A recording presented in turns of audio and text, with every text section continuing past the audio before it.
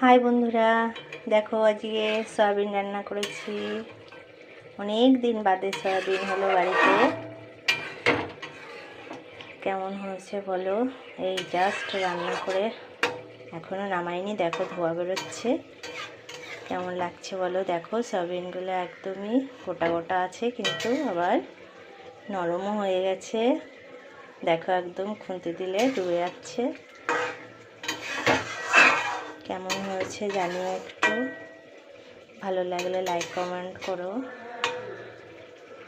কেমন লাগে আমার রান্নাবান্না তোমাদের। আজকে দুপুরে এটা হয়েছে, রান্নাও হয়েছে। ভালো লাগলে একটু জানিও। টাটা।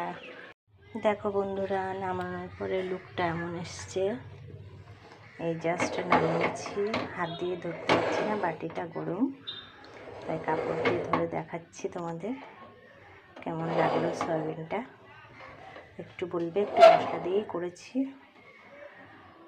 সবাই একটু বাড়িতে সয়াবিনটা প্লেন ভালোবাসে না, একটু মশলা দিয়ে ভালোবাসে। মাংসের মতো করেছি, কিন্তু অতটাও মশলাও দিইনি। কেমন লাগে একটু জানিও প্লিজ। সঙ্গে দেখো একটু আলু পোস্ত করেছি, সর্ষে পোস্ত বাটা দিয়ে, ধোয়া বেরোচ্ছে। দেখো এটাও নামিয়েছি জাস্ট। কেমন লাগলো একটু জানিও। অন্যান্যগুলো ওই পাশে রয়েছে, পরে দেখাবো একসঙ্গে। Tata, bye bye.